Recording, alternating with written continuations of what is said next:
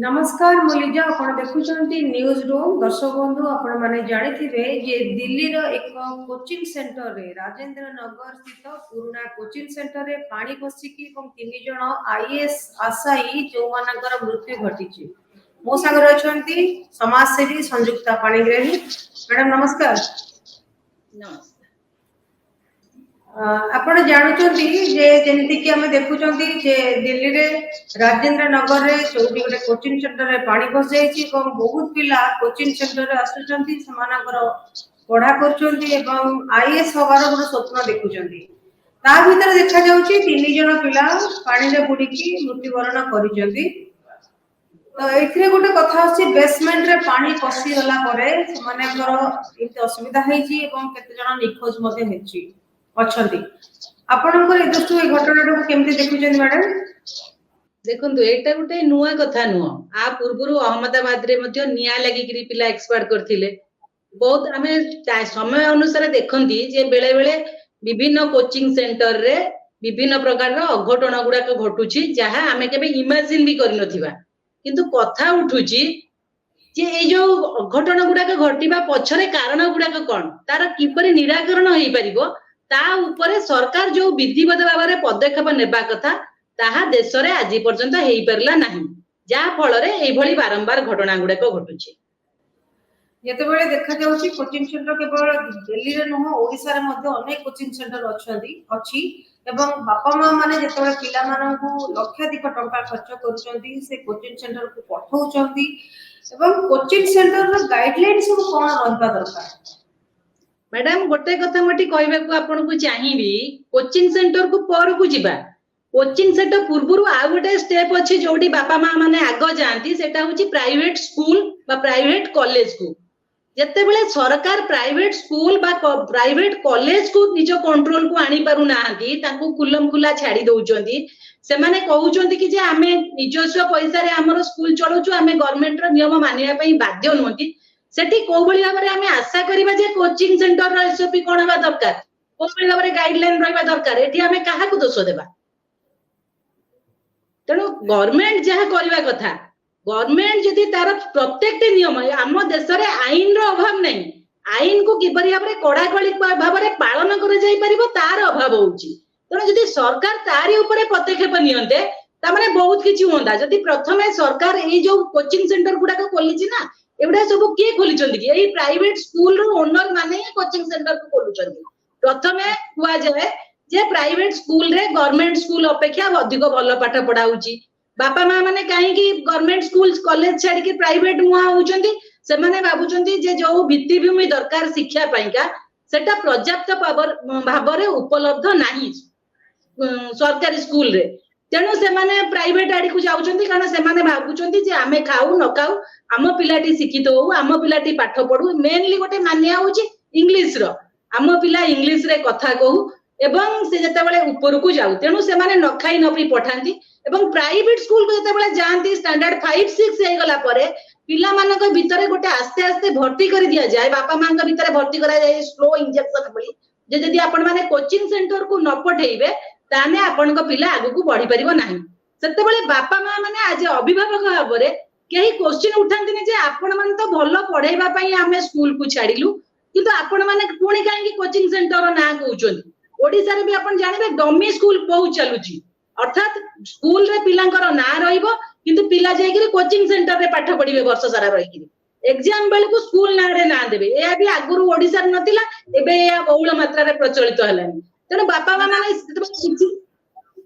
आपण कहउछन जे शिक्षा अनुष्ठान मानकरे जदि पाठ पढा ठीक ठाक होता त कोचिंग सेंटर आवश्यकता रहता नहीं आपण कहउछन आवश्यकता नहीं कोनोसी प्रकार आवश्यकता नहीं जति शिक्षा अनुष्ठान मानकरे प्रथमे सरकार कहउचंती कि आमे जहा सरकार न निर्दिष्ट भाव रे पिलांक पई जा आवश्यक भित्तिभूमिटु आरंभ करके शिक्षा व्यवस्था पर्यंत सब किछि आमे दउचु जदि सेटा को भला भाव रे पालन करा जानता बापा मां माने प्राइवेट स्कूल रे की जानतेनी एवं प्राइवेट स्कूल को कंट्रोल करिया पई कि जदि रेगुलेशन एक्ट गुडा का द्वारा प्रचलन करा जानता एवं को क्राइटेरिया रहिबो जदि न रहउची जदि स्कूल कर्तृपक्ष कोई नियम न माने कि केई जदि स्कूल खोलुची प्राइवेट स्कूल ता एग्नेस्ट रे दृढ़ पदक्षेप नियंते गोटे दुईटा दृष्टांतमूलक पदक्षेप नियंते अन्य माने भी डरंते କିନ୍ତୁ ସେଇଟା ବି ତାଙ୍କ ଭିତରେ ନେକ୍ସସ୍ ହେଇଯାଇକି ସରକାର ଆଉ ପ୍ରାଇଭେଟ ସ୍କୁଲର ମାଲିକ ମାନଙ୍କ ଭିତରେ ନେକ୍ସସ୍ ହେଇଯାଇକି ସେମାନେ ଆଗକୁ ବି ବଢୁନାହାନ୍ତି ଏବଂ କିଛି ତା ଉପରେ ଷ୍ଟେପ ନଉନାହାନ୍ତି। ତା ଫଳରେ ବର୍ତ୍ତମାନ ଗୋଟେ ଷ୍ଟାର୍ଟିଂ ହେଇଯାଇଛି, ବର୍ତ୍ତମାନ ନାଇଁ 10-15 ବର୍ଷ ହେଲାଣି ଆସ୍ତେ ଆସ୍ତେ ଏଇଟା ଆରମ୍ଭ ହେଲାଣି ଯେ ପ୍ରାଇଭେଟ ସ୍କୁଲ ଅଣ୍ଡରରେ ଆଉ ଗୋଟେ ହଉଛି କୋଚିଂ ସେଣ୍ଟର ତା ତଳେ। ଏ ପ୍ରାଇଭେଟ ସ୍କୁଲର ଟିଚର ମାନେ ଯୋଉମାନେ ଅଛନ୍ତି ଚାକିରି କରିଛନ୍ତି ସେମାନେ ହିଁ କୋଚିଂ ସେଣ୍ଟର ଚଲାଉଛନ୍ତି, ସେମାନେ ହିଁ କ୍ଲାସରେ ପିଲାଙ୍କୁ କହନ୍ତି ଯେ ତମେ କୋଚିଂ ସେଣ୍ଟରରେ ଆଡମିସନ କର, ଭଲ ପାଠ ପଢା ହବ, କ୍ଲାସରେ ଭଲ ପାଠ ପଢା ହବ। ପ୍ରାଇଭେଟ ସ୍କୁଲ ଗୁଡାକରେ ବି ଟିଚର ମାନଙ୍କୁ ଯେମିତି ଆମର ଗୋଟେ ଗାଇଡ ଲାଇନ ଅଛି ଯେ ସରକାରୀ ଡାକ୍ତର ହେଇଥିବା ଲୋକ କ୍ଲିନିଂ କରିପାରିବ ନାହିଁ, ଯଦି ସେମିତି କିଛି ଆସେ ତା ଉପରେ ପଦକ୍ଷେପ ନିଆଯିବ। ସେମିତି ପ୍ରାଇଭେଟ ସ୍କୁଲ ହଉ ବା ସରକାରୀ ସ୍କୁଲ ହଉ, ଯେକୌଣସି ସ୍କୁଲର ଟିଚର ମାନେ ଯଦି ଟ୍ୟୁସନ କରୁଛନ୍ତି ତାଙ୍କ ଉପରେ ବି ପଦକ୍ଷେପ ନିଆଯିବା ଦରକାର, କିନ୍ତୁ ତାହା ବି ହଉନି। ଏବଂ ସେଇ ଯୋଉ କୋଚିଂ ସେଣ୍ଟର ଆଗରେ ବାପା ମା ପିଲାଙ୍କର ଉଚ୍ଚତର ଆକାଂକ୍ଷା, ବାପା ମାଙ୍କର ପିଲାଙ୍କୁ ଉପରକୁ ଉଠେଇବାର ଆଶା, ଫରେନ ପଢେଇବାର ନିଶା, ଡକ୍ଟର ଇଞ୍ଜିନିୟର କରିବାର ନିଶା ଏଇ କୋଚିଂ ସେଣ୍ଟର ଆଡକୁ ନେଇଯାଉଛନ୍ତି। ତେଣୁ ଖାଲି ଦିଲ୍ଲୀରେ କାହିଁକି, ଅହମ୍ମଦାବାଦରେ କାହିଁକି, କୋଟାରେ କାହିଁକି, ଭୁବନେଶ୍ୱରରେ ବି ଆଜି ଛତୁ ଫୁଟିଲା ଭଳିଆ କୋଚିଂ ସେଣ୍ଟର ଖୋଲି ଯାଇଛି। ଏବଂ ସେଠି ଦେଖିବେ ଫାୟାର ସେଫ୍ଟି ଠୁ ଆରମ୍ଭ କରିକିରି ଯେତିକି ଏସଓପି ଯୋଉ ଏନଓସି ନେବା ପାଇଁ କି ଯାହା ଯାହା ଗୋଟେ କିଛି ନଥିବ, ଗୋଟେ ରୁମରେ 4-5 ଜଣ ପିଲା ଥିବେ।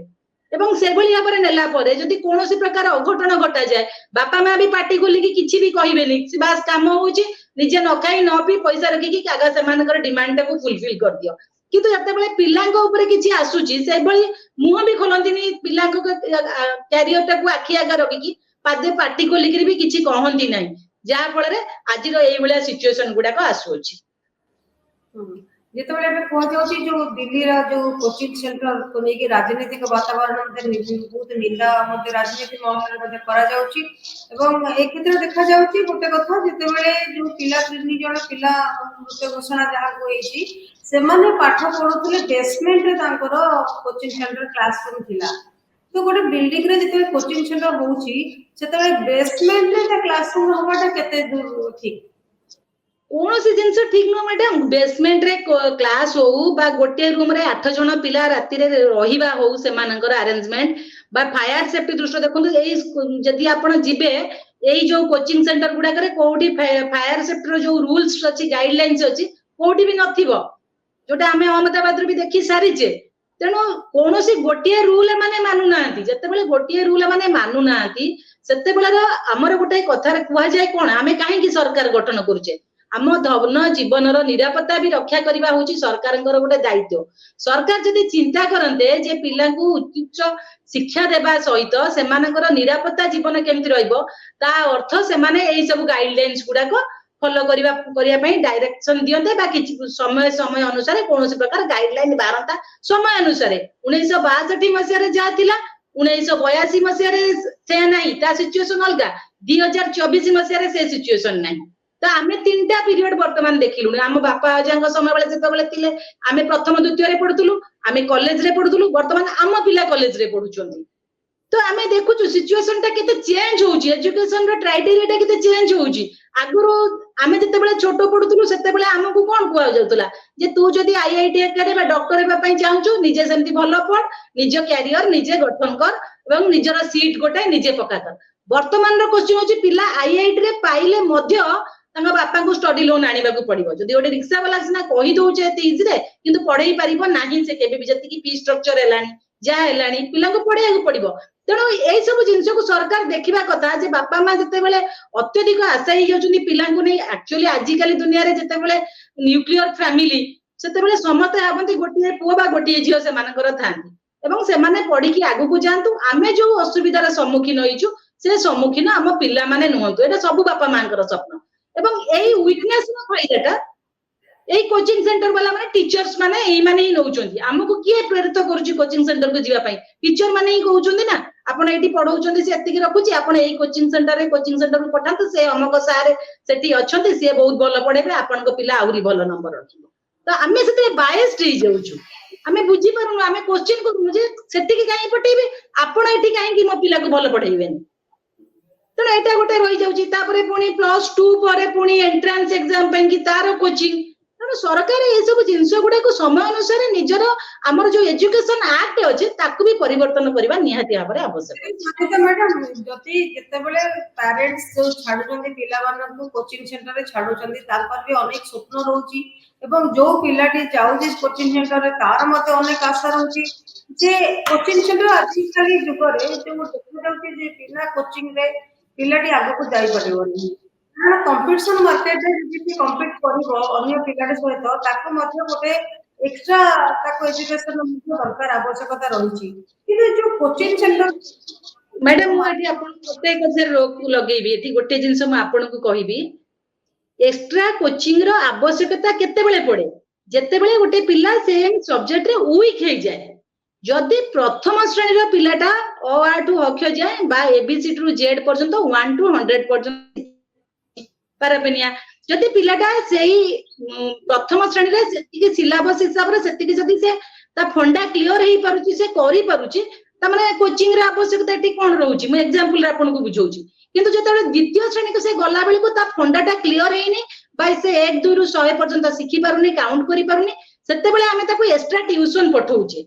एटा होची कोचिंग सेमती 11 12th बेल को गोटे पिलार तांकर जो हमर एम्बिशन रहउची मेडिकल हो कोचिंग हो बा एसो जे कोनो से जिंस रे हमर जोटा रहउची आईएस ता तो ग्रेजुएशन परे तो जोटा हमर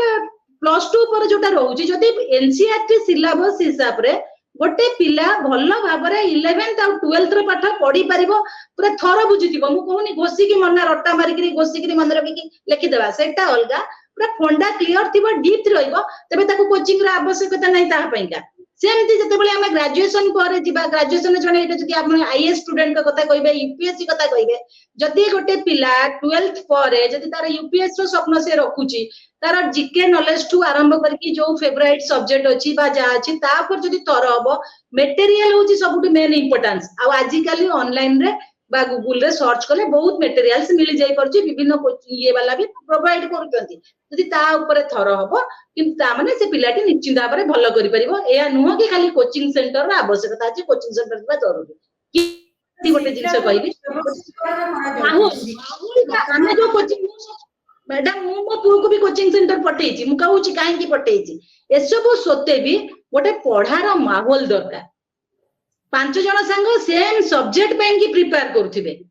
तो सेम सब्जेक्ट हेले पिला तांको भितरे डिस्कशन कले तांको विषय भाव विनिमय कले चेंज कले तो कहार वीकटा आ जणे धरि परिला जी जदी वीक रे अछि सांग जणे ता सांग ताको बुझेई देला सेही पार्ट रे कि ना एठी तू भूल करछु एटा एंती कले सेंती हबो तो सेटा गोटे ताको आगु को जिबारे बहुत सहायक हुए सेथि पई के तार वीकनेस होछ के ते पिला माने को कोचिंग सेंटर पठै जाउ जंदी केते जण मो बळी माजो माने मु पढेबे पई पठैनी मते दरकार माहौल घरे एकुटिया रहले वीडियो गेम खेलिला कि टीवी देखिला कि सोई पडिला हमें बाहर को जाइछु से सोई गला तो माहौल रो आवश्यक किंतु माहौल रो आवश्यक बोली कि एया नुह जे कोनोसी कोचिंग सेंटर रे जोडी परिबो हमें सेठी की पिला को छाडी दब पिलांगर सेफ्टी दृष्टि ताको चिंता करिवार दरकार तार को कोन सेठी जो फ्रेंड सर्कल अछंती समस्त सेम प्रकार पिला भी नांती बहुत धनी घर पिला थांती जो माने कि टाइम पास पई भी जांती एडमिशन करी गोटे देखा पई मो बाहर रोई की पाठ पढछि एटा भी आज काली गोटे स्टेटस रो सिंबल हे जाईची का पिला कोडी रोई की पाठ पढछि तो जदी गां रे रोई की से पढुछि ताने गां रे तो कोन पढुथबो से जते हाडू का से गां कन्या सिंगाणी ना की बोली सेही बोली ताको के इंपोर्टेंस दियंदिनी किंतु सेम पिला को जदी दिल्ली पठाई देबे कि बाहर को पठाई देबे ए से दिल्ली रे रोई की पाठ पढछि निश्चय किछि गोटाय करबो यही टाइप रो जो वीकनेस हम मानकर जो चिंताधारा ए ही हमको विपद आड़ी को लानी होची किंतु जहां भी हेले भी बापा मां तो दुर्बलतार तो सुजोग अन्य माने नेबे ही नेबे किंतु सरकारଙ୍କର बहुत बड़ दायित्व ता ऊपर रहउची जे आरी ऊपर अंकुश लगेइबा बा किछि गोटा निर्दिष्ट भाबरे गाइडलाइन तयारी करिबा आपण सरकारଙ୍କର दायित्व କଥା କହିଲେ କିନ୍ତୁ ବର୍ତ୍ତମାନ जो कोचिंग सेंटर मालिक मानकर दायित्व कोन रहिछि ସେମାନେ मैडम ए କରୁଛନ୍ତି ଯେତେବେଳେ ପିଲାମାନେ ଶହ ପିଲା ଆସୁଛନ୍ତି ପାଠ ପଢିବା ପାଇଁ ଏବଂ ଲାଭାନ୍ୱିତ ମଧ୍ୟ ହଉଛନ୍ତି କୋଚିଂ ସେଣ୍ଟର ମାଲିକ ମାନେ ଯେତେବେଳେ ନା मैडम गोटे ପିଲାର ସୁରକ୍ଷା କେମିତି ରହିବ ସେ କ୍ଷେତ୍ରରେ କୋଚିଂ ସେଣ୍ଟରର कोन आवश्यकता रहिछि मालिक मानकर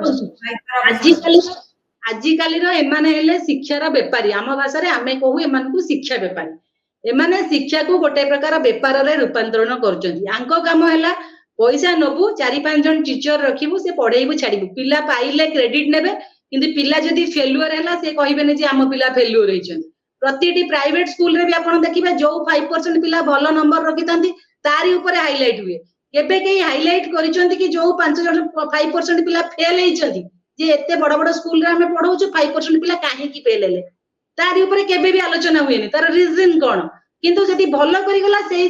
ଇଏଟାକୁ ସ୍କୁଲଟାକୁ ହେଡଲାଇନ୍ସ ଆସିଯିବ ଏଇ ଅମକ ସ୍କୁଲର ପିଲା ଟପର ହେଇଛି, କିନ୍ତୁ ସେଇ ସ୍କୁଲର ପିଲା ତ ପୁଣି ସେମ୍ ସର୍କଲରେ ପୁଣି 20 ଜଣ ପିଲା ଫେଲ ହଉଛନ୍ତି ନା, ତା ରେଜଲ୍ଟ ବି କମ ରହୁଛି, ସେଟାକୁ କେହି ଆଲୋଚନା କରୁନାହାନ୍ତି। ସେମିତି ଏଇ ଯୋଉ ପ୍ରାଇଭେଟ କୋଚିଂ ସେଣ୍ଟର ମାନେ ସେମାନେ ଯେହେତୁ ଶିକ୍ଷାକୁ ନେଇକି ବେପାର କରୁଛନ୍ତି, ସେମାନେ ତାଙ୍କ ଲାଭଟାକୁ ଦେଖିବା କଥା ଦେଖିବେ,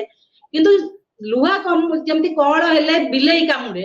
ସେଇଭଳି ସେମାନେ ଫାଇଦା ନଉଛନ୍ତି। କଣ ଯଦି ସରକାର ତା ଉପରେ ଗାଇଡଲାଇନ କରିବେ କି ଏଇ ଜିନିଷ ଯଦି କରାଯାଇ କରିବ ତମ ଉପରେ ଆକ୍ସନ ନିଆଯିବ, ତେବେ ସେମାନେ ସତର୍କ ହେବେ। ବର୍ତ୍ତମାନ ତାଙ୍କ ଉପରେ କୌଣସି ପ୍ରକାର ଅଙ୍କୁଶ ନାହିଁ, କହିବା ପାଇଁ କେହି ନାହାନ୍ତି, ଆଉ ବାପା ମାଙ୍କର ୱିକନେସ ର ଫାଇଦା ବି ସେମାନେ ବହୁତ ସୁନ୍ଦର ଭାବରେ ନେଇ ପାରୁଛନ୍ତି, ଯାହାର ଫଳରେ ଆମର ହିଁ ପିଲା ଆମ ପାଖରୁ ଅବେଳରେ ଚାଲି ଯାଉଛନ୍ତି।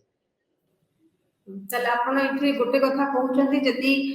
ପିଲାମାନଙ୍କର ଶିକ୍ଷା କ୍ଷେତ୍ରରେ ଆମର ଯୋଉ ଶିକ୍ଷା ବ୍ୟବସ୍ଥା ଅଛି ତାର ପରିବର୍ତ୍ତନଟା ପ୍ରଥମେ ହବା ଦରକାର, ଯୋଉଠିକି ପିଲା ବିଦ୍ୟାଳୟରୁ ଯେ ପାଠ ପଢିବା କଥା ସେଇଠି ଆଗେ ଶିଖିବା କଥା, ଏବଂ ଡାଉଟ୍ କ୍ଲିୟର ପାଇଁ ଟ୍ୟୁସନ ହିସାବରେ ସେ ଆଉ କୋଉଠି ଯାଇକି ଜଷ୍ଟ ଖାଲି ଡାଉଟ୍ କ୍ଲିୟର କରିବା କଥା। ନା ନା ବାପା ମା ମାନେ ହିଁ ଫୋର୍ସ କରିବା କଥା ସେଇ ସ୍କୁଲରେ, ଯେ ଯଦି ମୁଁ ଏତେ ଟଙ୍କା ଦେଇକି ଫିସ୍ ଟା ଦଉଛି, ଯଦି ଆଜି ମୋ ପିଲା ୱିକ୍ ହେଇଛି ତାମାନେ ସେଥିପାଇଁ ଦାୟୀ ଆପଣ, ଆମେ ବାପା ମା ନୁହନ୍ତି। ଆଉ ଦ୍ୱିତୀୟ କଥା ହଉଛି ସେଠି ହିଁ ଏକ୍ସଟ୍ରା କ୍ଲାସ ବା ଡାଉଟ୍ କ୍ଲିୟରିଂ କ୍ଲାसेସ୍ କରିକି ପିଲାଙ୍କର ସମସ୍ୟାର ସମାଧାନ କରିବା ଉଚିତ, କିନ୍ତୁ ବାପା ମା କହୁନାହାନ୍ତି, ତାର ଫଳରେ କୋଚିଂ ସେଣ୍ଟର ସୃଷ୍ଟି ହଉଛି। ଆଉ କୋଚିଂ ସେଣ୍ଟର ମାଲିକ ମାନଙ୍କର ମଧ୍ୟ ସେତିକି ହୃଦୟଙ୍ଗମ କରିବା ଦରକାର ଯେ ବେପାରୀ ସବୁବେଳେ ଲକ୍ଷ୍ୟ ରଖିବ ତାର ଲାଭ କେମିତି ହବ। ତେଣୁ ସେମାନେ ଶିକ୍ଷାକୁ ଗୋଟେ ଚାରିଟେବୁଲ ଟ୍ରଷ୍ଟ, ଶିକ୍ଷାକୁ ଗୋଟେ ବେପାର ହିସାବରେ ନଉଛନ୍ତି। ତେଣୁ ଆମେ ଯେମିତି ଗୋଟେ କନଜ୍ୟୁମର କେସ୍ କରିପାରିବା, ଯେମିତି ଗୋଟେ ଜିନିଷ କିଣିଲେ ଗୋଟେ ବେପାରରୁ ଗୋଟେ ଦୋକାନରୁ ଯଦି କିଛି ଖରାପ କ୍ୱାଲିଟି ହେଲା ବା ହେଲା, ଯେମିତି କନଜ୍ୟୁମର କେସ୍ କରିପାରୁଛେ, ଯଦି ଶିକ୍ଷାଟାକୁ ବି ଯଦି ସେଇଭଳି ଭାବରେ ଡିକ୍ଲାର କରିଦେବେ ତ ବହୁତ ବାପା ମା ବି ସେମିତି ଆଲିଛି ଯେ ଆମ ପିଲାଙ୍କୁ ପଇସା ନେଲ, ସବୁ ପ୍ରକାର କଥା ଦିଆଗଲା, ଯାହା ଡିମାଣ୍ଡ କଲା ଆମେ ଦେଲୁ, ଯଦି ପିଲାଟି ଫେଲ ହଉଛି ତାହେଲେ ସବୁତକ ଟଙ୍କା ସୁଧ ସହିତ ଫେରେଇବ, ଆମ ପିଲାର ସମୟ ତକ ବି ଫେରେଇବ, କାରଣ ଆମେ ତାଙ୍କ ଉପରେ ବିଶ୍ୱାସ ନେଇଯାଉଛୁ ନା। ପାଣି ପଶିଲା ସେଥିରେ ଦେଖାଯାଉଛି ଇଞ୍ଜିନିୟରଙ୍କୁ ମଧ୍ୟ ଗୋଟେ ଜଣେ ଇଞ୍ଜିନିୟରଙ୍କୁ ମଧ୍ୟ ତାଙ୍କୁ ମଧ୍ୟ ଗିରଫ କରାଯାଇଛି, ଏବଂ କୋଚିଂ ସେଣ୍ଟର ମାଲିକ ଯିଏ ଅଛନ୍ତି ତାଙ୍କୁ ମଧ୍ୟ ଗିରଫ କରାଯାଇଛି, ଏବଂ ଭାରତୀୟ ଜନତା ପାର୍ଟିର ଯିଏ ଆମର ପ୍ରଧାନ କେନ୍ଦ୍ରମନ୍ତ୍ରୀ ଯିଏ ଅଛନ୍ତି ଧର୍ମେନ୍ଦ୍ର ପ୍ରଧାନ, ସିଏ ମଧ୍ୟ ଆମ୍ ଆଦମୀ ପାର୍ଟି, ତାଙ୍କୁ ମଧ୍ୟ ବିରୋଧ କରିଛନ୍ତି ଯେ ଅବ୍ୟବସ୍ଥା ଏବଂ ପିଲାମାନଙ୍କର ଅସୁରକ୍ଷତା ପାଇଁ ଏମିତି ଘଟଣା ଘଟିଛି। ତେଣୁ ସୁରକ୍ଷା ଯେକୌଣସି ଜାଗାକୁ ପଛେ ଆମ ପିଲା ଯାଆନ୍ତୁ, ଏଇ ଘଟଣା ଯଦି କୋଚିଂ ସେଣ୍ଟର ନ ହେଇକି କୌଣସି ବିଦ୍ୟାଳୟରେ ହେଇଥାନ୍ତା କିମ୍ବା କୌଣସି ସ୍କୁଲରେ ଯଦି ହେଇଥାନ୍ତା, ତାହେଲେ ଏଇଠି ଗୋଟେ କଥା ଆସୁଛି ଯେ ବର୍ତ୍ତମାନ ଛାତ୍ରଛାତ୍ରୀ ମାନଙ୍କର ନିରାପତ୍ତାଟା ହଉଛି ସବୁଠୁ ବଡ ଜିନିଷ, ସେମାନେ କେମିତି ସୁରକ୍ଷିତ ରହିପାରିବେ ସେଇଟା ହଉଛି ସବୁଠୁ ବଡ ଜିନିଷ। ପିଲାମାନଙ୍କର ସୁରକ୍ଷାଟା ସବୁଠୁ ବଡ ଜିନିଷ ଏବଂ ସେମାନଙ୍କର ରକ୍ଷା କରିବାର ଦାୟିତ୍ୱ ହଉଛନ୍ତି ସରକାରଙ୍କର। ମୋର ଗୋଟିଏ କଥା ସବୁବେଳେ ମୁଁ କହୁଛି, ଏବେ ବି କହୁଛି, କୌଣସି ପ୍ରାଇଭେଟ କୋଚିଂ ସେଣ୍ଟର ବାଲା ମାଲିକକୁ ଆରେଷ୍ଟ କରିଦେଲେ ସମସ୍ୟାର ସମାଧାନ ହେଇଯିବ ନାହିଁ। ଯେତେବେଳେ ପର୍ଯ୍ୟନ୍ତ ସେ କହିବେ ଆଜି ବ୍ୟାଡ ଲକରୁ ବର୍ଷା ହେଲା ବା ଷ୍ଟୋରେଜରେ ପାଣି ପଶିଗଲା, ସେ ପିଲାଟି ମଲା, ବା ଇଏଟା ହେଲା ସର୍ଟ ସର୍କିଟ ହେଲା, ତେଣୁ ନିଆଁ ଲାଗିଗଲା, ନିଆଁ ଲାଗିବା ଫଳରେ ଶୋଇଥିବା ଅବସ୍ଥାରେ ପିଲା ନିଆଁ ଲାଗିଗଲା, ଏଇ ଟାଇପର କୋଶ୍ଚିନ୍ ଗୁଡାକ କହିଦେବେ, କିନ୍ତୁ କଥା ଉଠୁଛି ଏଟା ହେବା ପର୍ଯ୍ୟନ୍ତ ଦେବାକୁ ଯିବ କାହିଁକି? ଯେତେବେଳେ ଆମେ ଯେତେବେଳେ ପଢୁଥିଲୁ, ଯେତେବେଳେ ରହୁଥିଲୁ, କଥାଟାକୁ ହିଁ ଧରିଛନ୍ତି ଆପଣ, ପ୍ରକୃତରେ ମଞ୍ଜି କଥାଟା ହିଁ ଧରିଛନ୍ତି ଯେ ଶିକ୍ଷା ବ୍ୟବସ୍ଥାର ପରିବର୍ତ୍ତନ ଆସିବା ପ୍ରଥମେ ନିହାତି ଆବଶ୍ୟକ ରହିଛି। ତା ଫଳରେ କି ଧନ୍ୟବାଦ ସଞ୍ଜିତା ମ୍ୟାଡାମ, ଆପଣ ବହୁମୂଲ୍ୟ ସମୟ ଦେଲେ, ଏବଂ ବର୍ତ୍ତମାନ ଯୋଉ ବହୁତ ଦୁଃଖ କଥା ଯେ ଦିଲ୍ଲୀର କୋଚିଂ ସେଣ୍ଟରରେ ଯୋଉ 3ଟି ପିଲା ମୃତ୍ୟୁବରଣ କରିଥିଲେ, ସେଥିପାଇଁ ନିହାତି ଭାବରେ ଏଇଟା ଗୋଟେ ଦୁଃଖ କଥା, ଏବଂ ତାଙ୍କର ବାପା ମାଙ୍କୁ ତାଙ୍କ ସେ ପିଲା ଫେରି ଆସିପାରିବନି ଏବଂ ସେ କ୍ଷତିପୂରଣ ମଧ୍ୟ କେହି ଦେଇପାରିବେ ନାହିଁ। କିନ୍ତୁ ଆଗାମୀ ଦିନରେ ଏସବୁ ଘଟଣା ନ ଘଟୁ, କୋଚିଂ ସେଣ୍ଟର ମାନେ କୋଚିଂ ସେଣ୍ଟର ଯୋଉ ମାଲିକ ମାନେ ଅଛନ୍ତି ସେମାନେ ମଧ୍ୟ ଧ୍ୟାନ ଦିଅନ୍ତୁ। ସବୁଠୁ ବଡ ଜିନିଷ ହଉଛି ଶିକ୍ଷା ବ୍ୟବସ୍ଥାର ପରିବର୍ତ୍ତନ ଆସୁ, ସେଥିପ୍ରତି ମଧ୍ୟ ସରକାର ମଧ୍ୟ ଧ୍ୟାନ ଦିଅନ୍ତୁ। आशा करुँची आम वीडियो आपण मानक भल लगी, जदि भल लगी ताले आम न्यूज रूम को आप लाइक शेयर सब्सक्राइब करूँ। धन्यवाद।